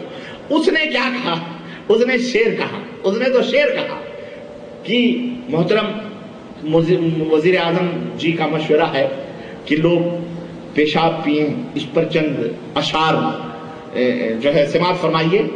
اس نے کہا کہ مشورہ ہے کہ سب، مجھے پورا یاد نہیں رہا لیکن ایک شعر یاد ہے کہ مشورہ یہ ہے کہ سب اپنا اپنا پئیں. مشورہ یہ ہے کہ وہ کہتا ہے روزانہ صبح اٹھ کے گلاس میں مود کے پیا کرو اپنا اپنا پیشاب. میں خود پیتا ہوں، مرارجی دیسائی کہتا تھا میں خود پیتا ہوں. تو کہتا ہے مشورہ یہ ہے کہ سب اپنا اپنا پئیں، لیکن میرے دوستو یہ تفریق، اس نے کہا مشورہ یہ ہے کہ سب اپنا اپنا پئیں، تو یہ تفریق اور یہ کیا ہے وہ ہاں یہ تعصب. جزاک اللہ خیر. اس نے کہا کہ میرے دوستو یہ تعصب، یہ تفریق کیوں دوستو. مشورہ یہ ہے کہ سب اپنا اپنا پئیں، لیکن یہ تعصب، یہ تفریق کیوں دوستو. تم ہمارا پیو ہم تمہارا پیئیں. آخر اکھنڈ بھارت ہے تو اکھنڈ بھارت میں یہ تعصب نہیں ہونا چاہیے کہ سب اپنا اپنا پئیں، تم ہمارا پیو ہم تمہارا پیئیں. بڑی تو بیانی اسی طرح سے یہ دیکھیں کہ کفن جا رہے ہیں آ رہے ہیں، پورا پارسل، پورا جناب علی کارگو کا سسٹم لگا ہوا ہے، فلانا آنے والا ہے، فلانا آنے والا ہے، اس کی وہ بیوی بتا رہی ہے اپنے صاحبزادے کو، چنانچہ اس نے کیا مر گیا فلانا، ظاہر مرنا ہی تھا، مر گیا، وہ مر گئے، پھر اس نے کپڑے وپڑے دیے، صبح جب ہوئی، کہتے ہیں صبح کو صاحبزادے نے اٹھ کر اس آدمی کو دریافت کیا تو معلوم ہوا کہ وہ بالکل تندرست ہے اور کوئی مرض اس کو نہیں ہے۔ جس دن دیکھا اس نے خواب، اس نے کہا نا وہ پرسوں آنے والا ہے، 3 دن کے بعد، تو صبح اس کو تندرست تھا، کوئی مرض نہیں۔ تیسرے روز خبر ملی کہ اس کا انتقال ہو گیا ہے۔ میں سمجھتا ہوں کہ اس لڑکے نے اگر اسے بتا دیا ہوتا واللہ تو وہ پہلے اس کو مار ڈالتا ہے کہ نہیں، لیکن یہ چپ رہا بیچارہ، ورنہ یہ اس کو مار ڈالتا۔ کوئی بھی آپ ہم سے کبھی تو کل پرسوں مر جائے، کہیں گے ابے میں مروں گا، یہ دیکھ کھٹا کھٹا تندرست، میرے من میں تجھے کیسے، اب وہ ضد کرے گا تو مار کھائے گا، لیکن اس نے بتایا نہیں، اسی لیے یہ طاق میں لگا رہا۔ تیسرے دن وہ مر گیا بیچارہ، اگر بتا دیتا تو اس کا بھی بھلا ہوتا، غریب کا کم از کم توبہ تلہ کر لیتا، نماز وغیرہ پڑھ لیتا، لیکن وہ نہیں بتایا۔ بہرحال لڑکے نے فوراً نہایت عمدہ کفن سلوا کر، کفن بھی سلوائے جاتے ہیں، یہ دیکھو جھوٹ دیکھو، یہی سب پوائنٹس ہوتے ہیں۔ اللہ کے نبی نے سلوائے، کفن سلوائے، سنو نہیں، دیکھو عمدہ کفن سلوا کر اس کے کفن میں رکھ دیا اور کہا کہ یہ میری ماں کو پہنچا دینا۔ اس کو باقاعدہ نصیحت بھی کر رہا مردے کو کہ یہ میری ماں کو پہنچا دینا۔ رات کو وہ صالحہ خواب میں آئیں، وہ نیک بیوی جنہوں نے انفارمیشن دیا تھا نیچے انڈر گراؤنڈ سے، تشریف لائیں اور بیٹے سے کہا بیٹا اللہ تجھے جزائے خیر دے، تم نے بہت اچھا کفن بھیجا، بہت اچھا کفن بھیجا، میرا خیال اسے جنت کا کپڑا نصیب نہیں ہوا ہوگا، اس لیے یہ دنیا کے چکروں میں پڑی رہی، دنیا ہی میں گھومتی رہی۔ اعلیٰ حضرت فرماتے ہیں کہ احبان ابن سیفی رضی اللہ تعالیٰ عنہ، ان کے کفن میں ایک تہبند زائد چلا گیا، رات کو اپنے صاحبزادے کو خواب میں آیا، فرمایا تہبند لو، اور الگنی پر ڈال دیا۔ صبح ان کی آنکھ کھلی تو وہیں رکھا ملا۔ مردہ آ کے قبر سے جو زائد لنگی گئی تھی، وہ آ کے الگنی پر وہ جو رسی ہوتی ڈال کے چلا بھی گیا، اور صبح ہوئی تو وہاں موجود تھی۔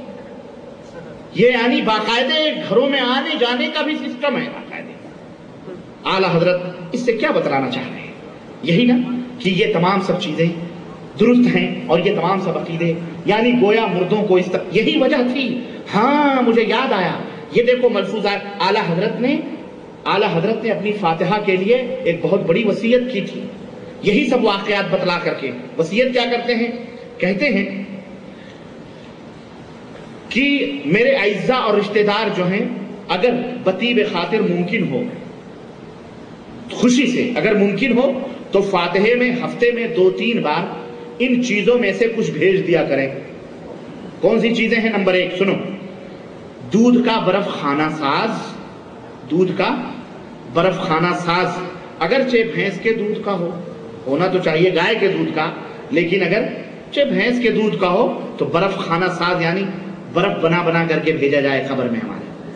سنو، بھارے دودھ کا، مرغ کی بریانی نمبر 2، نمبر 3 مرغ پلاؤ، نمبر 4 خواہ بکری کا شامی کباب ہی صحیح، پراٹھے اور بالائی فیرنی، ارد کی فریری، دال مع ادرک اور لوازم کے، گوشت بھری کچوریاں، سیب کا پانی، انار کا پانی، سوڈے کی بوتل، دودھ کا برف، اگر روزانہ ایک چیز ہو سکے یوں کرو، یا جیسے مناسب جانو، مگر بطیب خاطر، میرے لکھنے پر مجبور نہ۔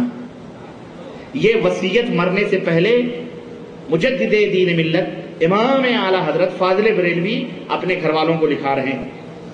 آپ ذرا سا یہ وصیت آپ نے سن لیا، ذرا سا سوال یہ پیدا ہوتا ہے کہ شریعت مطہرہ میں اس قسم کی وصیت کا کوئی تصور ملتا ہے خیر القرون میں؟ نبی نے ایسی وصیت کی، صحابہ نے کی، ابو بکر عمر، صحابہ تابعین تابعین نے کی کہ میرے گھر میں برف کھانا ڈال دینا، مرغ پلاؤ، بریانیاں، فیرنیاں، شیرنیاں، پتہ نہیں کیا کیا، لیکن چونکہ یہ واقعات بتا کر یہ عقیدہ دیتے ہیں کہ لوگوں یہ صحیح ہے، تم اس طرح کے نیاز اور فاتحے دلاؤ گے، ظاہر ہے اگر ہم تک بھی پہنچتا ہے، ہم تک بھی۔ ایک صاحب بتانے لگے کہ ایک جگہ گیا میں فاتحہ دینے کے لیے، تو اس عورت نے، کلکتہ کا واقعہ یا کہاں کا اللہ بہتر جانے، اس عورت نے ساری پتیلیاں رکھی قسم کے کھانے کی، تو جب دیکھا سب تھوڑی کھلی تھی اور ایک کٹورے میں، پیالے میں کوئی چیز رکھی تھی، اس نے وہ بند تھی، اس نے مولوی نے کیا کیا، کہا میں نے اس کو کھول دیا. جب میں نے اس کو کھولا تو اس میں بیڑیاں رکھی تھی. کیا رکھی تھی؟ بیڑیاں. تو میں نے اس کو کہا کہ بھائی یہ قرآن پڑھا جائے گا یہاں، فاتحہ ہوگا، اللہ رسول کا نام آئے گا، یہ بیڑیاں آپ نے کیوں رکھی؟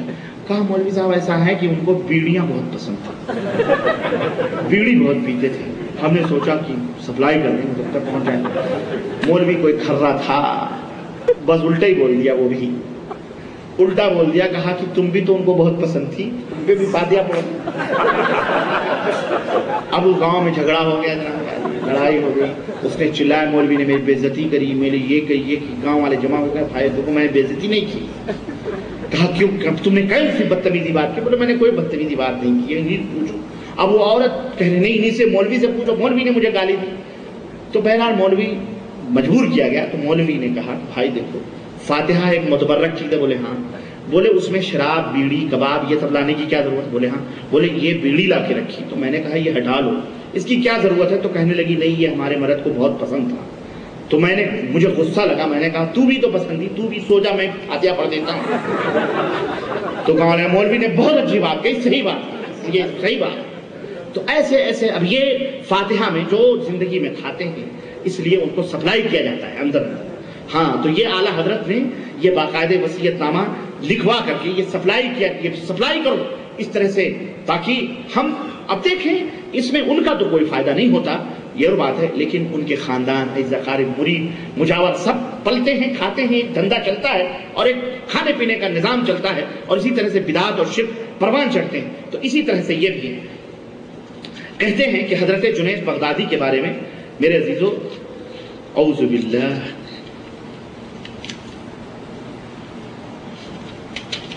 کہتے ہیں کہ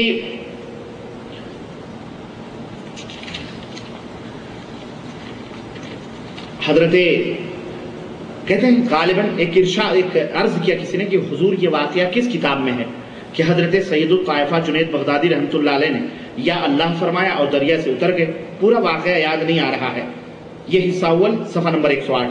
تو ارشاد فرمایا کہ غالباً یہ واقعہ حدیقہ ندیہ میں ہے، یہ واقعہ حدیقہ ندیہ میں ہے کہ ایک مرتبہ حضرت سیدی جنید بغدادی رحمۃ اللہ علیہ دریائے دجلہ پر تشریف لائے اور یا اللہ کہتے ہوئے اس پر زمین کی طرح چلنے لگے. جنید بغدادی دریائے دجلہ پر یا اللہ یا اللہ یا اللہ کہتے ہوئے چلنے لگے جیسے زمین پر چلتے ہیں. بعد کو ایک شخص آیا، اسے بھی پار جانے کی ضرورت تھی، کشتی اس وقت موجود نہ تھی. جب اس نے حضرت کو جاتے ہوئے دیکھا تو اس نے عرض کی کہ حضور میں کس طرح سے آؤں، آپ تو ایسے ہی جا رہے ہیں. انہوں نے کہا یا جنید کہتا ہوا چلا، یا جنید کہتا چلا. اس نے یہی کہا اور دریا پر زمین کی طرح چلنے لگا، دریا پر زمین کی طرح چلنے لگا. جب بیچ دریا میں پہنچا تو شیطان لعین نے دل میں وسوسہ ڈالا. دل میں وسوسہ کیا ڈالا؟ کہ لوگ تو یا اللہ، حضرت تو خود یا اللہ کہیں اور مجھ سے یا جنید کہلوائیں. حضرت تو خود یا اللہ کہیں اور مجھ سے یا جنید کہلواتے ہیں، میں بھی یا اللہ کیوں نہ کہوں. چنانچہ اس نے بھی، اب بتائیں یہ بات شیطان دل میں ڈال سکتا ہے؟ وہ تو چاہتا ہی ہے کہ تو شرک کر، وہ یہ نہیں چاہتا کہ تو اللہ کو پکارے، تو اللہ کو. لیکن اعلیٰ حضرت کہہ رہے ہیں یہ شیطان لعین نے اس کے دل میں یہ بات ڈالی. اب اس نے کیا کیا؟ اس نے جھٹ سے یا اللہ کہا، اور جیسے ہی اس نے یا اللہ کہا فوراً غوطہ کھانے لگا، اندر ڈوب گیا. یا جنید کہہ رہا تھا تو صحیح جا رہا تھا، یا اللہ کہا تو کہاں گیا؟ ڈوب گیا. پکارا حضرت میں چلا، فرمایا وہی کہہ یا جنید. پھر اس نے یا جنید کہنا شروع کیا تو دریا پار ہوا.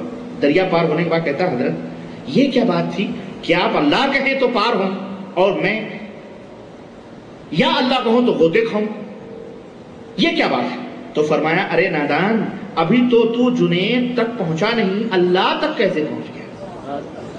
استغفر اللہ. مجھے بتاؤ مسلمانوں، یہ اہل سنت والجماعت کا عقیدہ ہے؟ میں ایک سنو، اور اسی کے اوپر کسی نے ان سے پوچھا، سنو، کہتے ہیں دو صحابہ اولیاء کرام تھے. ایک دریا کے اس کنارے رہتے تھے اور دوسرے دریا کے اس کنارے رہتے تھے، اور یہ واقعہ بھی فضائل اعمال میں موجود ہے۔ زکریا صاحب نے بھی اس کو لکھا ہے، سنیے۔ ان میں سے ایک صاحب نے اپنے یہاں کھیر پکوائی اور خادم سے کہا کہ تھوڑی ہمارے دوست کو بھی دے آؤ۔ خادم نے کہا کہ حضور راستے میں تو دریا پڑتا ہے، کیسے میں پار ہوں گا؟ کشتی وغیرہ تو ہے نہیں، نہ کوئی سامان ہے، تو میں کیسے اس پار جا کر کے آپ کے دوست کو دے کے آؤں گا؟ انہوں نے کہا کہ جا کے دریا کو کہنا کہ میں اس کے پاس سے آیا ہوں جو آج تک اپنی عورت کے پاس گیا ہی نہیں۔ خادم حیران تھا، یہ کیا معمہ ہے؟ اس واسطے کی حضرت تو ماشاءاللہ درجنوں اولاد تھے حضرت کے، یہ کیا معمہ ہے؟ وہ بیچارہ وہ بھی گھبرا گیا ہوگا، میں تو سمجھتا ہوں کہ یہ سب میرے سر تو آنے والا نہیں ہے سارا بھائی، یہ اولاد پھر کس کی ہے بھائی کہ وہ بابا کبھی باپ ماں کے پاس گیا ہی نہیں، بیوی کے پاس ہم کو یہ کہہ رہا ہے۔ المہم سنیے، کہتے ہیں یہ بڑوں کی باتیں ہماری سمجھ میں نہیں آتی۔ حضرت تو صاحب بہرحال تعمیل حکم ضروری تھی، دریا پہ گیا اور وہ پیغام جو حضرت نے دیا تھا اس نے بتلا دیا، اور فوراً راستہ دریا نے دے دیا۔ دریا خشک ہو گیا بھائی، اور اس کے اوپر جیسے پانی پہ زمین پہ جاتا ہے اسے چلا گیا۔ جب اس پار پہنچا، اس بزرگ کی خدمت میں کھیر پیش کی، انہوں نے خوب کھیر کھا لی، دبا لی پوری، اور فرمایا ہمارا سلام اپنے آقا سے کہہ دینا، ہمارا سلام اپنے آقا سے کہہ دینا۔ خادم نے کہا کہ سلام تو جبھی کہوں گا جب دریا سے پار جاؤں گا، بیچ میں تو دریا ہے، کیسے جاؤں گا میں؟ فرمایا دریا پہ جا کے کہہ دے میں اس کے پاس سے آ رہا ہوں جس نے 30 برس سے آج تک کچھ کھایا نہ پیا، نہ کھایا نہ پیا۔ خادم ششو پنچ میں پڑ گیا، یہ عجیب بات ہے، ابھی تو پوری کھیر ہمارے سامنے حضرت نے کھائی ہے اور پوری پلیٹ ختم ہو گئی ہے، اور فرماتے ہیں کہ اتنی مدت سے 30 برس سے کچھ نہیں کھایا، مگر ادب کے لحاظ سے خاموش نہیں ہے نا۔ جیسا فرمایا تھا دریا کے پاس جا کے کہہ دیا، دریا نے پھر راستہ دے دیا۔ جب اپنے آقا کی خدمت پہنچا تو اس نے اس سے رہا نہیں گیا، کہا حضور یہ کیا معاملہ تھا؟ ہماری سمجھ میں تو کچھ بھی نہیں آ رہا کہ تو حضرت نے فرمایا یہ وہ معاملات تھے جو تو سمجھ نہیں پائے گا، اصل میں یہ معاملات ہم نے اپنی نفس کے لیے کچھ نہیں کیا، سب کچھ اللہ کے لیے کیا۔ او دیکھیں آپ، سنیے، کسی نے عرض کیا، سنو، وہی جسٹ اسی کے بعد کہتے ہیں کہ حضرت وہابیہ کی جماعت چھوڑ کر الگ نہ ہو سکتا ہے؟ ارشاد فرمایا وہابیوں کی نماز نہ نماز ہے نہ ان کی جماعت ہے۔ عرض کیا کہ وہابیوں کی بنوائی ہوئی مسجد ہے یا نہیں؟ ارشاد فرمایا کفار کی مسجد مثل گھر کے۔ سمجھ آئی کہ نہیں آئی؟ جو ان کے عقیدے پہ رہے وہ یہ سب، اور جو اچھا ایک میں اپنی بات ختم کرنا چاہ رہا ہوں کیونکہ باتیں تو بہت ہیں، لیکن یہ ہے امام احمد رضا اور تصوف، مولانا محمد مبارک پور اعظم گڑھ کی چھپی ہوئی، مولانا محمد مصباحی صاحب اس کتاب کے لکھنے والے۔ ایک واقعہ میں سنا کر میں آپ سے انصاف چاہتا ہوں کہ ذرا دیکھو یہ حضرت کیا فرما رہے ہیں۔ یہ کتاب چھپی ہوئی ہے المجمع الاسلامی مبارک پور اعظم گڑھ یوپی کی، صفحہ نمبر 98۔ کہتے ہیں کہ ایک واقعہ بنارس میں پیش آیا، جبکہ جس کے راوی اعلیٰ حضرت کے خادم خاص حاجی کفایت اللہ فرماتے ہیں کہ ذرا غور سے سننا کہ اعلیٰ حضرت بنارس تشریف لے گئے۔ ایک دن دوپہر کو ایک جگہ دعوت تھی، میں ہمراہ تھا۔ واپسی میں تانگے والے سے فرمایا کہ فلاں طرف مندر کے سامنے سے ہوتے ہوئے چل، فلاں طرف مندر کے سامنے سے ہوتے ہوئے چل۔ مجھے حیرت ہوئی کہ اعلیٰ حضرت بنارس کب تشریف لائے؟ تو پہلی دفعہ آ رہے بھائی، کب تشریف لائے اور کیسے یہاں کی گلیوں سے واقف ہیں، اور پھر مندر کا نام انہوں نے کب سنا کہ فلاں مندر فلاں گلی بتا رہے ہیں وہاں سے ہوتے ہوئے چل۔ اسی حیرت میں تھا کہ تانگا مندر کے سامنے جا کر پہنچا تو دیکھا کہ ایک سادھو مندر سے نکلا اور تانگے کی طرف دوڑا۔ آپ نے تانگا رکوایا، اعلیٰ حضرت کو اس نے سلام کیا ادب سے، اور کان میں کچھ باتیں ہوئی جو میری سمجھ سے باہر تھی۔ اعلیٰ حضرت کے کان میں اس سادھو نے کچھ باتیں کہی، کہتے ہیں وہ میری سمجھ سے باہر تھی۔ پھر وہ سادھو مندر میں چلا گیا، ادھر تانگا بھی چل پڑا۔ تب میں نے عرض کی کہ حضور یہ کون تھے؟ یہ کون تھا؟ یہ پجاری کون تھا؟ فرمایا یہ ابدال وقت ہے۔ کون تھے یہ؟ ابدال ہیں، ابدال، قطب ابدال ہو، یہ ابدال وقت ہے۔ ابدال مندر میں بیٹھ کر کیا کر رہا ہے؟ یہ سب تیری لیلا ہے۔ نصرت فتح علی یاد آ رہے ہیں، واللہ بتلا، شنکر کی بانسری بھی وہی، حرم کی اذان بھی وہی، مندر کے اندر جو سب وہی ہے نا، یہی تو ہے نا۔ میں نے کہا، کہتے ہیں میں نے کہا کہ حضرت یہ ابدال وقت ہے اور مندر میں؟ فرمایا آم کھائیے پتے نہ گنیے، آم کھائیے پتے۔ میرے بھائیوں، میں زیادہ نہیں کچھ کہنا چاہتا، آپ کا وقت میں زیادہ نہیں لینا چاہتا۔ میرا خیال ہے کہ ایک عقل مندوں کے لیے اشارہ کافی ہے۔ یہ وہ فرقہ ہے، یہ وہ جماعت ہے، کیا یہ جماعت اہل سنت والجماعت کہلانے کا حق رکھتی ہے؟ مجھے بتائیں، آپ بتاؤ ایمانداری سے، یا اسے مسلمان کہنے کا حق ہے کہلانے کا؟ آپ سوچیں کہ اس طرح کی بدعقیدگیاں اور اس سے بھی خطرناک جو موجود ہیں، ہمارے پاس ٹائم نہیں ہے، انشاءاللہ ہم پھر اس موضوع کو کسی اور ٹائم میں رکھ لیں گے۔ شاید ہمارا پروگرام اتوار کو انڈین ایمبیسی اسکول میں تھا، لیکن وہاں نہیں کر کے میں انشاءاللہ یہی رکھوں گا انشاءاللہ، اور اسی کو پورا کروں گا انشاءاللہ۔ یہی ملفوظات اعلیٰ حضرت انشاءاللہ ہمارا پروگرام رہے گا۔ یہ ادھورا نہیں سننا چاہیے، اس کو مکمل ہونا چاہیے، مکمل 2-3 گھنٹے بیٹھ کر انشاءاللہ، اور مزید تفصیلات موجود ہیں، بس صرف آپ کو مجھے بیان کرنا ہے انشاءاللہ تعالی۔ لیکن یہ وہ لوگ ہیں میرے بھائیوں جو اپنے آپ کو مسلک اعلیٰ حضرت کا دامن کانفرنس اور یہ وہ اپنے آپ کو رضوی، بریلوی، آپ جب سنی، حنفی ہر جگہ لکھتے ہیں، لیکن یہ وہ لوگ ہیں جو یہودیت، نصرانیت اور کفار سے پیدا شدہ لوگ ہیں، جنہوں نے، اور یہ مولوی سب کرتے ہیں، عوام بیچارے غافل ہیں، ان کو کوئی پتہ نہیں۔ بہرحال اللہ عز و جل سے دعا ہے کہ اللہ تعالی ہمیں اور آپ کو نیک عمل کرنے کی توفیق عطا فرمائیں، اور پاک پروردگار ہم سب کو کتاب و سنت پہ چلنے کی توفیق عطا فرمائیں، آمین یا رب العالمین۔ وصلی اللہ علی نبینا محمد وعلی آلہ وصحبہ اجمعین، والسلام علیکم ورحمۃ اللہ وبرکاتہ۔ آپ لوگ تھوڑی دیر بیٹھے۔ مجلس کے آداب کے خلاف کہ بغیر مجلس کا اختتام کا اعلان کیے ہوئے آپ نکل جائیں، ہم آپ کے گھر جائیں، سپوز ہم آپ کے گھر آپ کی دعوت پہ جائیں اور کھانا کھا لیں، اور ہاتھ دھل کر بغیر آپ سے پوچھے ہوئے، بغیر آپ کی اجازت کے جوتے پہنے نکل جائیں، آپ بتائیں ہمارے بارے میں آپ کا کیا خیال ہوگا؟ آپ کو ہم نے بلایا ہے، ہم نے دعوت دی، آپ بیٹھیں، جہاں آپ نے 1 گھنٹہ بیٹھے ہیں، آپ 2 منٹ کی بات ہے، اعلان سنیں اور ادب کے ساتھ بات جواب دیں۔ ہمارا یہی طریقہ ہونا چاہیے ہر مجلس میں، اٹھ کے باہر جانے بری بات نہیں ہے۔ اللہ جزائے خیر کا فرمائیں۔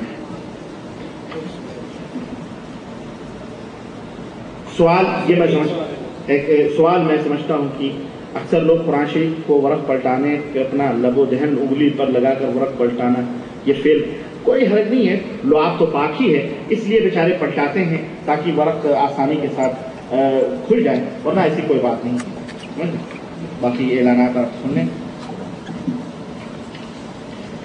حضرات، ابھی تک آپ ملفوظات اعلیٰ حضرت پر فضیلت الشیخ سے، میرا ربانی حمد اللہ سے چند باتیں انہی کی کتابوں سے اور انہی کے مسلک اور مذہب سے، انہی کے جو ہے پریس سے چھپی ہوئی کتابوں سے آپ سماعت فرما رہے تھے، اور انشاءاللہ الرحمن جیسا کہ شیخ نے بتایا ہے، انڈین ایمبیسی اسکول کا پروگرام اس لیے کینسل ہوا ہے کہ وہاں تو اختبارات ہیں اور بچوں کی چھٹیاں ہو رہی، اس لیے ہم کو معلوم رہتا پہلے ٹائم، لہذا اس کو یہیں پر کیا جائے گا انشاءاللہ الرحمن۔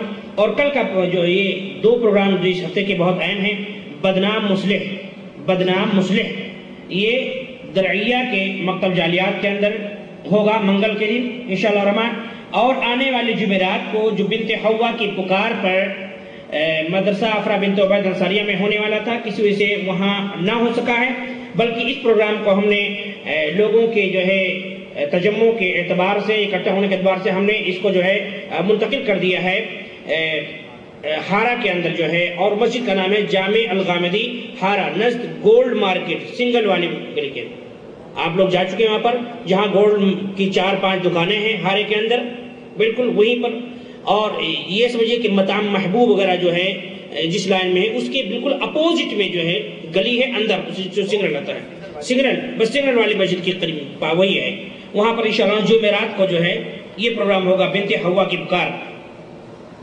بنت حوا سمجھ رہے ہیں نا؟